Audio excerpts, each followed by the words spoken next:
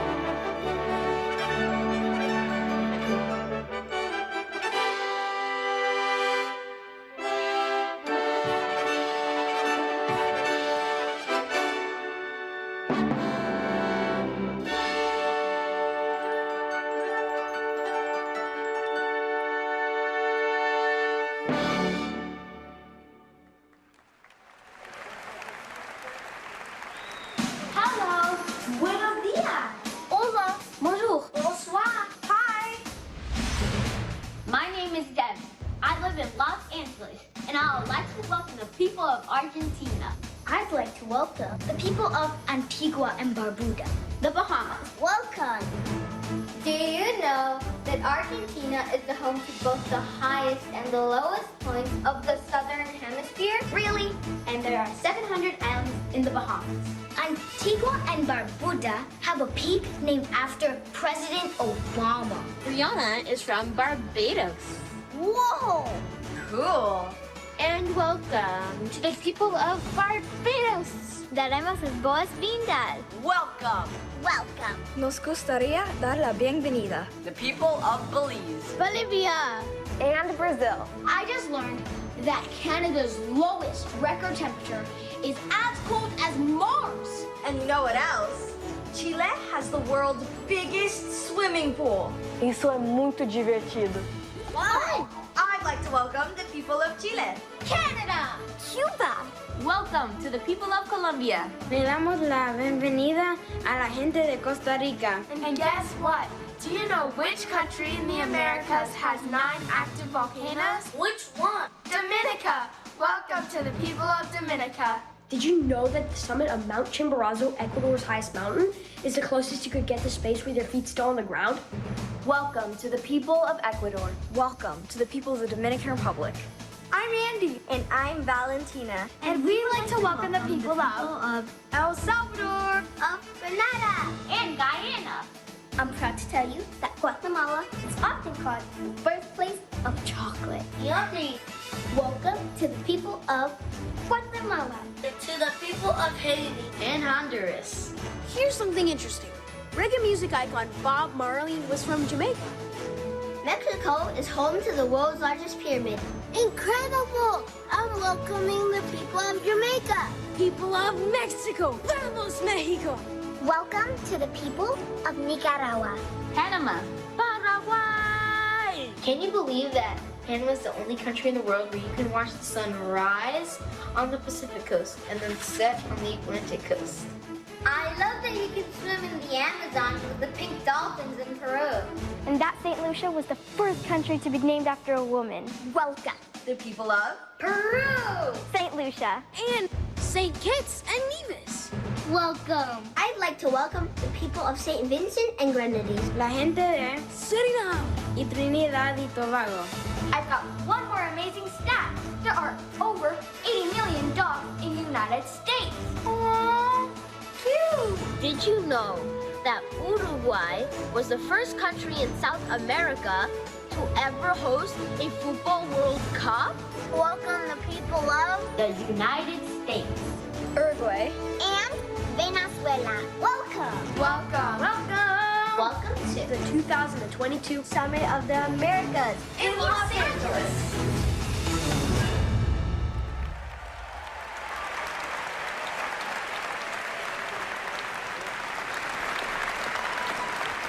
On behalf of all the children of Los Angeles, We welcome the leaders of the Americas to the City of Angels. Well, thank you, and welcome. Thank you to our children, and thank you for reminding us. Please take your seats. Reminding us why we are gathered here today in the City of Angels for the 9th Summit of the Americas, to put our collective heads and our hearts to work in forging a vision and a plan for a world that we want to share, not just in our hemisphere or our countries or our cities, but for these angels, our children, estos ángeles, nuestros niños. I'm Mayor Eric Garcetti, and I'm so honored to say welcome, bienvenidos, bienvenue, bienvenido to my hometown, el pueblo de Nuestra Señora la Reina de los Ángeles de Porciúncula, or as we just call it, LA. A city of belonging built by dreamers and doers from every corner of the hemisphere. Una ciudad donde todos pertenecen, creada por gente con sueños y poblaciones de cada esquina de este hemisferio. A city of the future, where we meet challenges with creativity and with cooperation. Una ciudad del futuro, donde enfrentamos cualquier reto con creatividad y con cooperación. And although we all have lived through these past few years, some of the most difficult years we've ever lived with the toughest challenges any of us have ever faced, this is our time to come together. Esta es nuestra oportunidad de unirnos, to listen, to learn, to emerge stronger, smarter, and more unified than ever, leading with strength and, yes, with love. This is what we are called to do urgently for ourselves and for our neighbors, for our nations, and for our planet. It is now my great joy to introduce my dear friend and the leader of our Golden State, Governor Gavin Newsom. Thank you. Good evening, everybody. I love what Mayor Garcetti's talked about, dreamers and doers. I love to say that about not just LA, but California, a state of dreamers, doers, entrepreneurs, innovators, a state like our nation that prides itself on being on the leading and cutting edge of new ideas. You are in one of the most diverse cities, LA, in the most diverse region, in the most diverse state, California, in the world's most diverse democracy. And we're proud of that. We don't tolerate our diversity, we celebrate our diversity. That's our strength. We're a universal state. And so, you know, I couldn't imagine a better place for all of you to be. Here's a word you don't hear a lot, particularly in America, and that's pluralism. California practices pluralism. And I sit here very proud, Kiara reminding me, all these young kids. I sit here as governor of California, where 27% of us are foreign-born, but over 50%, half our children, have one or more parents that are foreign-born. It just doesn't exist anywhere else but here in the state of California. That is a deep point of pride. And by the way, it is a point of pride for me to introduce to you someone who is the manifestation of the best of California values and the best of American values, our very own, the Vice President of the United States, Kamala Harris.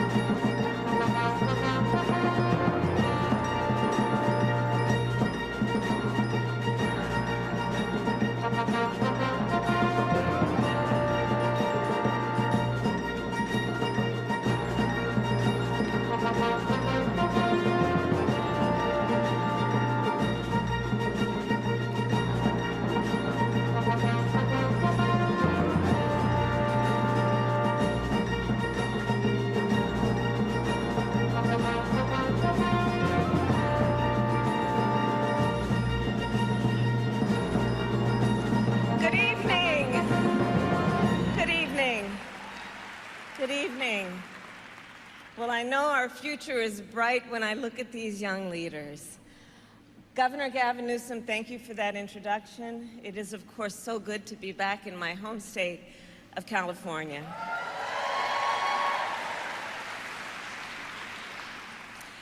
And to everyone here, on behalf of our administration, it is my honor to officially welcome you to the 9th Summit of the Americas.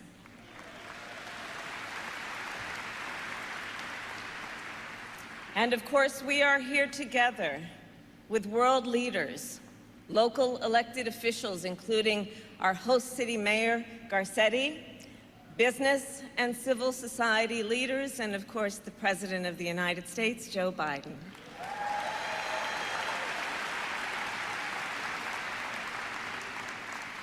As many of you may know, I am a proud daughter of California. I represented this state as Attorney General and as a United States Senator, and I am proud to call Los Angeles my home. As Vice President, I am pleased to acknowledge, as the Governor mentioned, California is a place where ambitions and dreams become reality.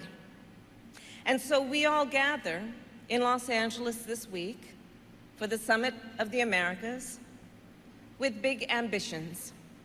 Ambitions that began 28 years ago in Miami at the first ever Summit of the Americas, when our nations together set the Western Hemisphere on a new path, a path to grow our economies and improve the lives of our people. And together, we have made progress on this path. A path that I believe is critically important for so many of us, and I will speak important for the American people, because the Western Hemisphere directly affects the security and prosperity of the United States. And so, this week, we gather once more to build a more prosperous and inclusive future.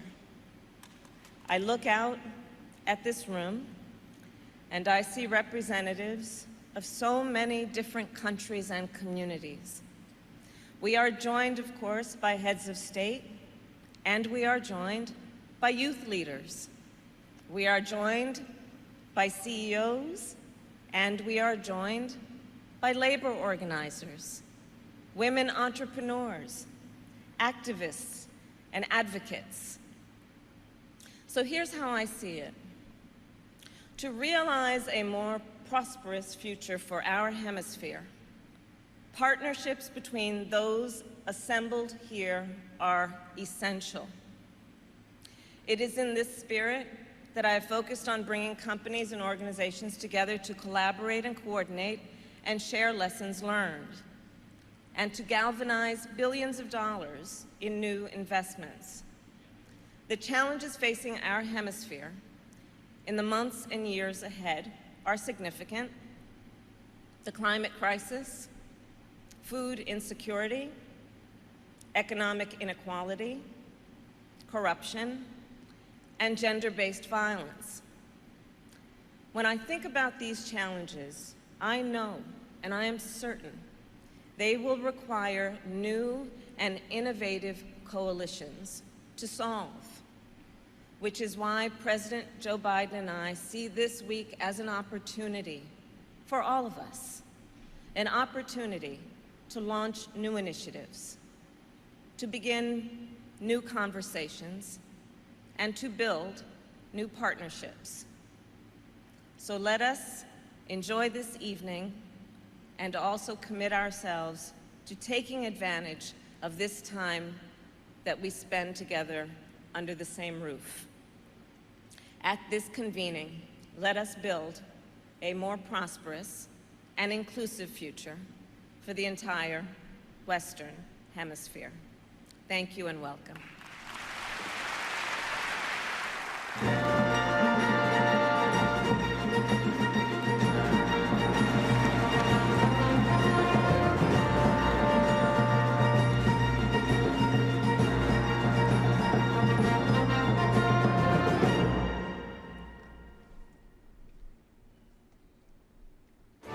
Los Angeles, the city of angels. Nearly 4 million people live here. Nearly 50 million people visit here every year. Men and women, people young and old.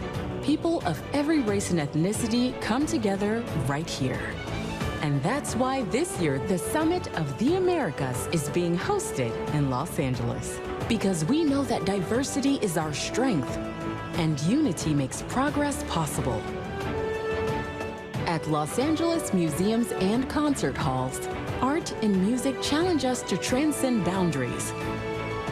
On its shoreline, the ocean waters connect us all. And at the world-famous Griffith Observatory, we are reminded that we are part of something much, much bigger.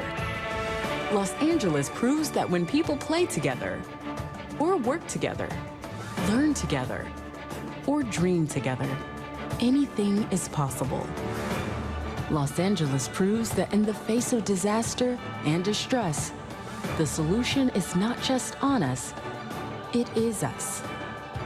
So as we come together for this historic summit, let us remember the visionaries who dreamt up this city, the workers who built it up, and the millions of Angelenos who keep this city going today and every day. In the City of Angels, you need not look up to the heavens to find hope. Just look around you. The Summit of the Americas, welcome to Los Angeles.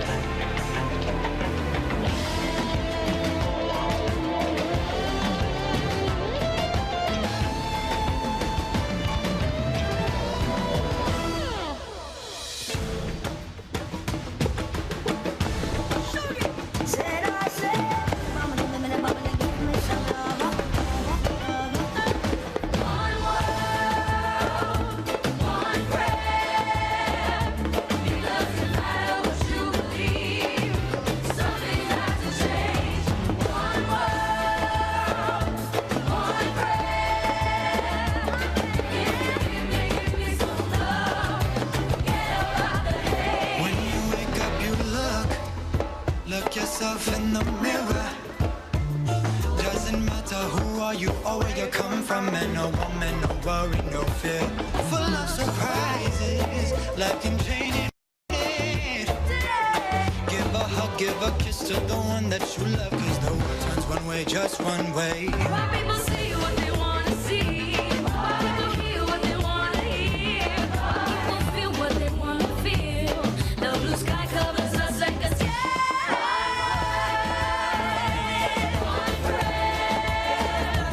It doesn't matter what you believe.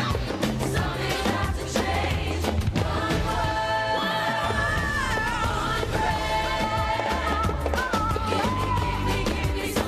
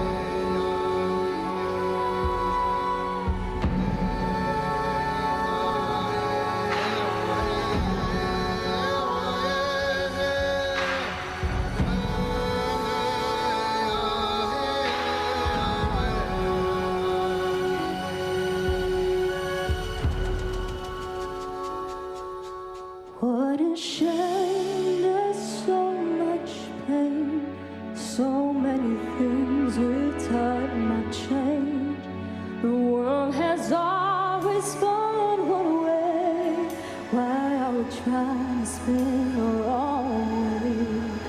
Let's bring love and hope to cure the pain. We can learn from our mistakes. Why don't we allow ourselves to create so much pain?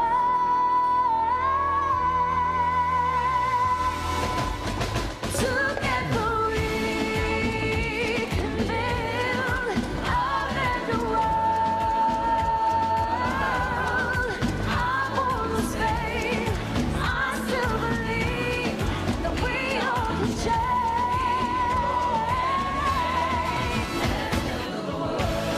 Let's build the world with us. Bring me a different way. Alright, hit the highway, the right way.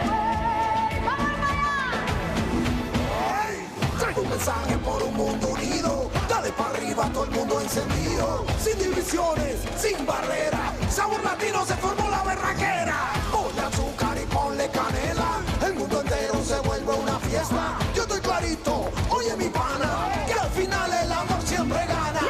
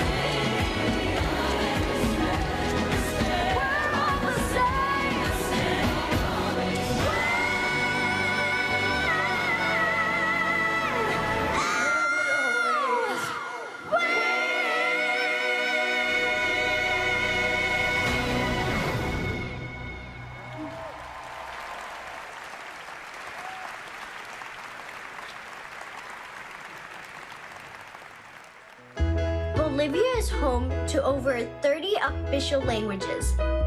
Believe it or not, Brazil has the most animal and plant species than any other country in the whole world. It has also been the largest producer of coffee for the last 150 years. The Amazon River starts in Peru. Kaitor Falls in Guyana is the world's largest single-drop waterfall of 741 feet. And Venezuela is home to Angel Falls, the world's highest waterfall, with a height of 979 meters and a plunge of 807 meters. And also, did you know that Paraguay's people make the finest lace in the world, called ñanduti, which translates to spider web.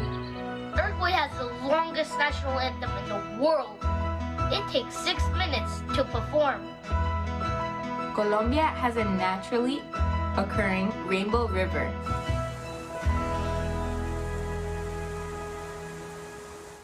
Please welcome the President of the Republic of Peru, Pedro Castillo.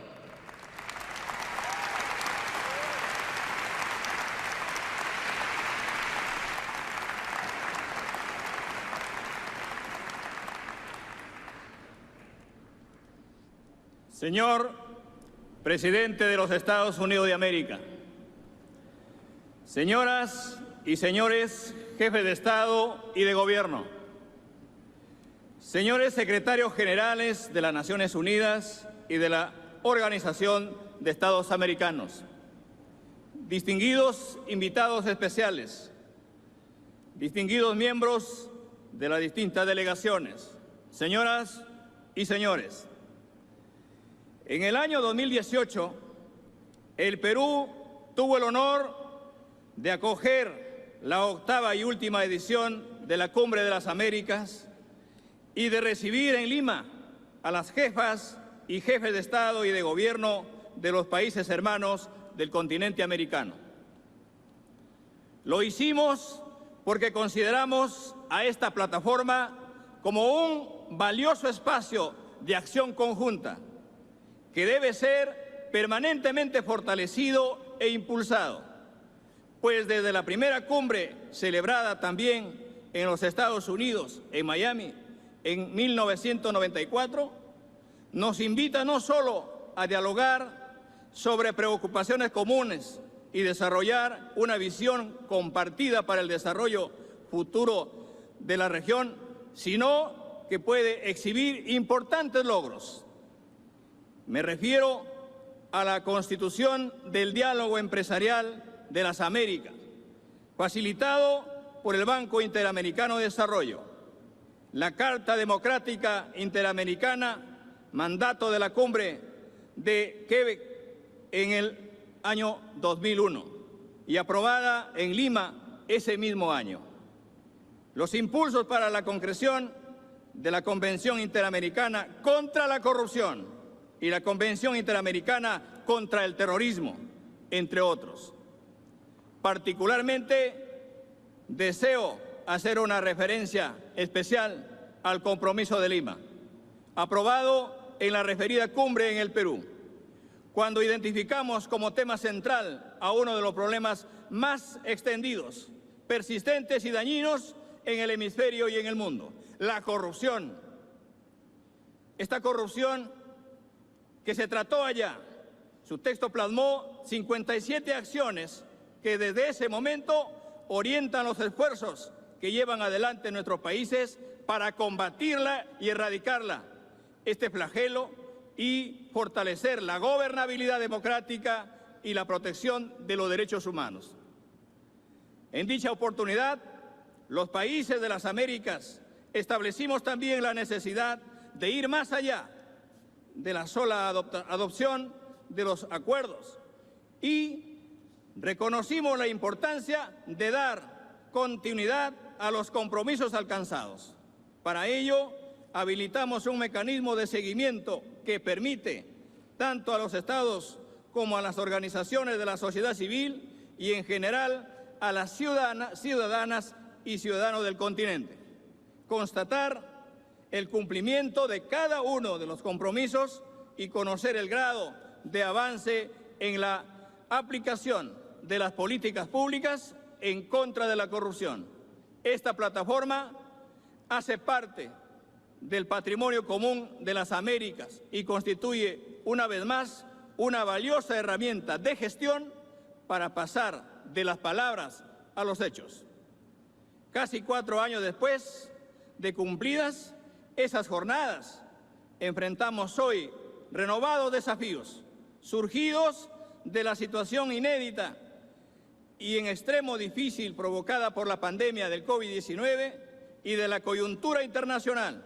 Por ello, saludamos con gran satisfacción que muchas de estas preocupaciones se hayan visto reflejadas en los temas propuestos acertadamente por los Estados Unidos, en su calidad de país anfitrión, en el objetivo de construir sobre lo avanzado práctica saludable a ser continuada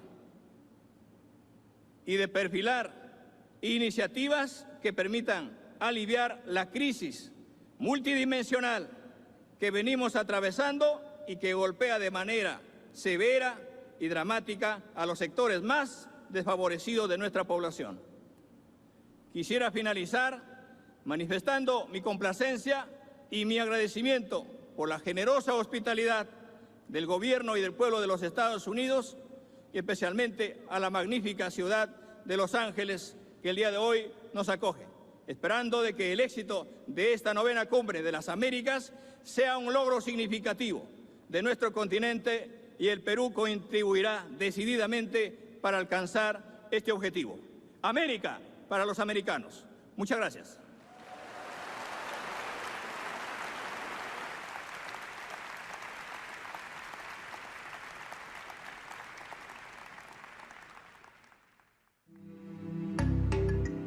In 1994, our hemisphere came together in Miami. For the first time in history, our leaders set forth a plan of action to strengthen democracy, to promote economic prosperity, to eradicate poverty and discrimination, and to guarantee sustainable development. In the 28 years since, we have built on that progress. Enemies have made peace. Partners have worked together to drive shared economic growth. And when disaster struck, the region provided much-needed relief. The nations of the Americas have joined forces to fight crime and corruption, to combat climate change, and to curb the COVID-19 pandemic. Through it all, it's as important as ever for us to support democracy, as well as the sovereignty of nations, the integrity of elections, and the rights of all people. So for the sake of all those in our country and our region who call ourselves Americans, let's take up together the work of building the hemisphere where every child in every country grows up with opportunity, security, and freedom. Today, 28 years after the first summit, nations have come together again.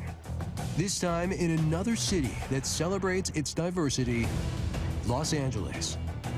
The challenges that the region and the world now face are as great as they have ever been, as economies are being rebuilt, as health systems and our environment are being tested.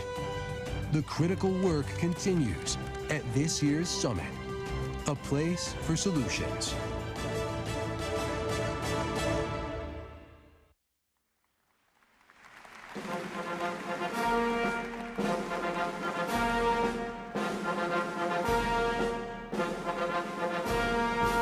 Ladies and gentlemen, the President of the United States.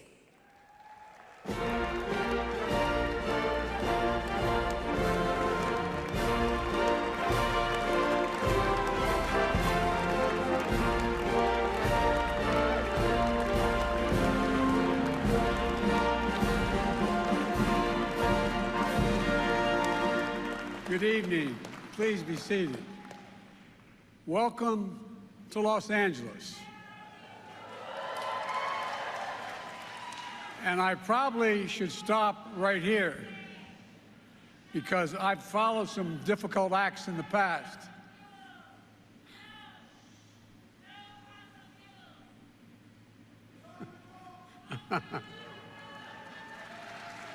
I followed some difficult acts, but never before have I followed such a difficult act as I've seen the last 45 minutes up here.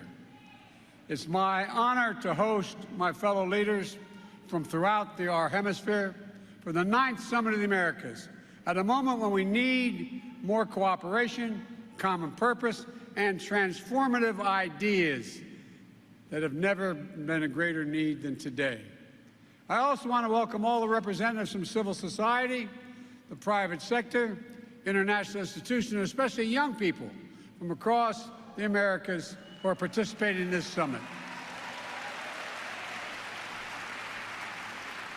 Democracy is a hallmark of our region. Our Inter-American Democratic Charter, which grew out of the 3rd Summit of the Americas, captures our unique commitment to democracy as a region. It affirms the right of people throughout the Americas to democracy and our obligation as governments to promote and defend democracy. As we meet again today, in a moment when democracy is under assault around the world, let us unite again and renew our conviction that democracy is not only the defining feature of American histories, but the essential ingredient to America's futures. Folks, to state the obvious, our region is large and diverse. We don't always agree on everything, but because we're democracies, we work through our disagreements with mutual respect and dialogue. At this summit, we have an opportunity for us to come together around some bold ideas, ambitious actions, and to demonstrate to our people the incredible power of democracies to deliver concrete benefits and make life better for everyone, everyone. And no longer is this a question of what will we do, what will the United States do for the Americas? The question is what we can accomplish by working together as true partners with diverse capabilities but equal and mutual respect, recognizing both our individual sovereignty and our shared responsibilities. The COVID-19 pandemic hit our region particularly hard. While we account for just 12% of the global population, we experienced more than 40% of reported global pandemic-related deaths. It's an enormous tragedy that has left too many families grief-stricken. An ensuing economic crisis triggered by the pandemic ravaged economies throughout the hemisphere, wiping out much of the hard-earned progress we had made. 22 million more people fell into poverty in just the first year of the pandemic. Inequity continues to rise. Global inflammatory pressures were made worse by Putin's brutal and unprovoked war against Ukraine and making it harder for families to make ends meet. And all of these factors are contributing to vastly increased migration flows throughout our hemisphere, with too many people feeling there is no option available to them to provide for themselves and their families. These challenges affect all of us. All of our nations have a responsibility to step up and ease the pressure people are feeling today.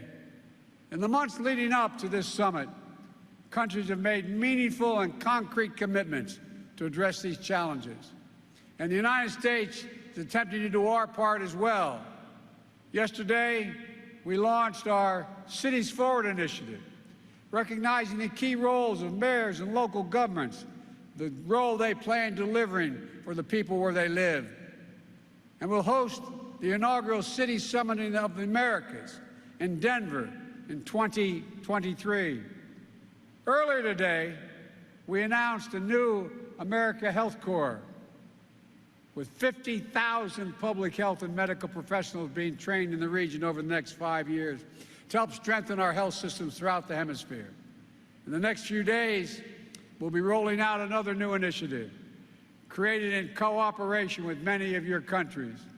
It includes the U.S.-Caribbean Partnership to address the climate crisis, which the Vice President Harris will lead for our country, and a collaboration among the United States, Argentina, Brazil, Canada, Chile, and Mexico, the hemisphere's largest exporters of food, to increase food production for export, as well as increase fertilizer production for transportation. Our leaders, all of us, as we discuss ways to better target more than $500 million of the United States is devoting to increasing security for our citizens, working with partners to disrupt transnational criminal organizations, go after drug traffickers and illicit firearms, advancing anti-corruption efforts, and strengthening the rule of law. And tonight, I'm announcing a new economic partnership that builds on all the work we have done with the region and will guide our engagement going forward. We're calling it America's Partnership for Economic Prosperity, and it's grounded on the same core values that my administration is bringing to our own strong economic recovery and to bolster long-term economic competitiveness in the United States. First, the American Partnership will help economies grow from the bottom up and the middle out, not the top down. What's true in the United States is true in every country. Trickle-down economics does not work.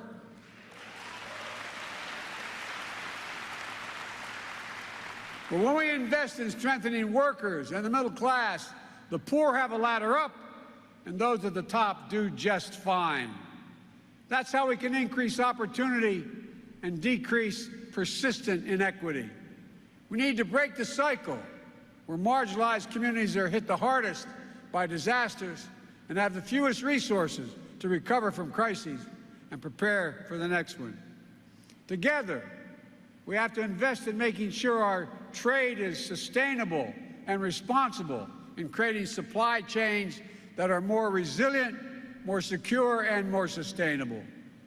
By working with close friends who share our values, we can make sure that we are not left vulnerable to unexpected shocks while generating economic opportunity for the people in our region. Second, America's partnership will foster innovation and help governments deliver for their own people. People everywhere expect their government to help give them just a little bit of breathing room, provide opportunities for work that pays a decent wage, educate children so they can rise as high as their talents can take them, make communities more secure so families feel safe in their homes and individuals know their rights will be respected. That means directing investment to help governments deliver on those responsibilities, including modernizing multilateral development banks to better address the challenges of today and of the future. For example, many countries in our region have prospered overall, making it harder for them to secure development lending, but they struggle with deep inequity. I'm proposing the fundamental reforms of the Inter-American Development Bank Group, and the United States is ready to put our new capital in the bank's private sector lending arm, the IDB investment, to help capitalize on the critical flow of private capital in the region, especially to those startup digital connectivity, renewable energy, and health. Third, the American partnership will tackle the climate crisis head-on with the same mentality we're bringing to the work in the United States. When I hear climate, I think jobs. Good-paying, high-quality jobs will help speed our transition to a green economy of the future and unleash sustainable growth. Jobs in developing and deploying clean energy. Jobs in decarbonizing the economy. Jobs in protecting biodiversity of our hemisphere. Jobs provide dignity of being able to feed your family, give your children a better life, and envision a future of possibilities. That's what this is all about, responding to basic human desires that we share for dignity, for safety, and for security. And when those basics are absent in one place, that's when people make the desperate decision to seek them elsewhere. So on Friday, we'll also come together to launch the Los Angeles Declaration, a groundbreaking integrated new approach to managing migration and sharing responsibility across the hemisphere. The Declaration represents a mutual commitment to invest in regional solutions that enhance stability, increase opportunities for safe and orderly migration through the region, and crack down on criminal and human trafficking who prey on desperate people.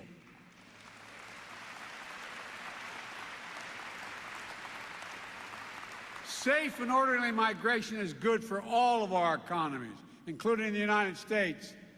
It can be a catalyst for sustainable growth. But all unlawful migration is not acceptable. We will enforce our borders, including through innovative, coordinated action with our regional partners. We've come a long way together since the United States hosted the first summit of the Americas 28 years ago. But the spirit of Miami, as it was known, the sense of hope and new possibilities that defined that first summit, remains key to facing the challenge of today and unlocking the incredible potential that exists in this hemisphere in the Americas. There's no reason why the Western Hemisphere shouldn't be secure, prosperous, and democratic, from Canada's northernmost reaches to the southern tips of Chile. We have all the tools we need right here in our own hemisphere. Our people are dynamic and innovative. Our nations are committed to working in partnership, and our region is forever knit together by the close bonds of family and enduring friendship. We see it here in Los Angeles, as you heard earlier, a city that has been shaped from its earliest days and strengthened over the decades by the rich and diverse contributions from people of all our nations. It's written in the murals, the markets, the thoroughfares that crisscross the city, bearing witness to the history, struggle, and indomitable spirit of the people of the Americas. This city is testament to the connections that bind us and our capacity to achieve great things together. So tonight, let's enjoy a wonderful celebration. Let us leave here renewed with purpose and a renewed partnership. And tomorrow, let's get to work building the future this region deserves. Thank you all, and again, welcome, welcome, welcome.